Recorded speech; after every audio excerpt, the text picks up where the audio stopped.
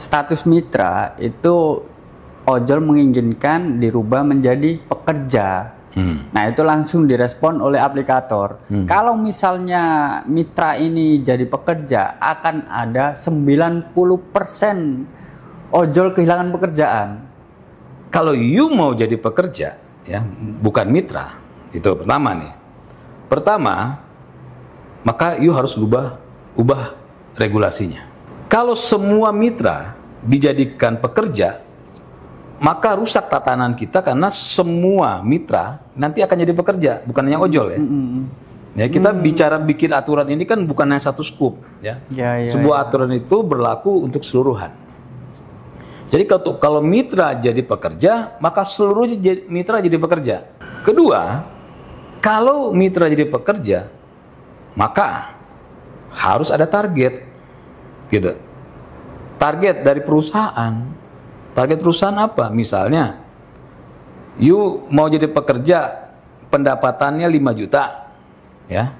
Artinya ditargetkan oleh perusahaan, you sebulan minimal harus dapat 20 juta. Sanggup nggak? Kenapa 20 juta? Ya karena perusahaan pertama harus untung, kedua dia harus membiayai macam-macam, ya. Makanya saya bilang tadi sadar posisi. You jangan hanya berpikir lu sebagai ojek ya misalnya. Oh dapat duit segini untuk keluarin segini. Enggak, karena kalau perusahaan berpikirnya bukan itu. Belum bayar THR-nya, belum bayar macam-macamnya, membiayai office-nya, dan tentu namanya pengusaha harus dapat untung kan. Nah, berani nggak dia 20 juta, target 20 juta. Yuk kita bayar 5 juta tapi you harus dapat 20 juta.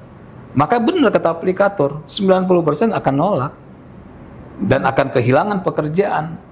Karena kalau berpikir, ya, kalau saya jadi jadi pekerja mitra dengan 20 juta saya bisa dapat misalnya nih 15 juta di kantong. Oke.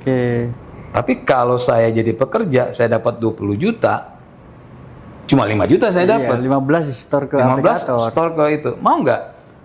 Belum tentu mau. Makanya saya bilang organisasi ini tidak mewakili keseluruhan ojol.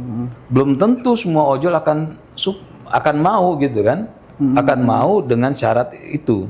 Belum tentu semua ojol mau menjadi pekerja.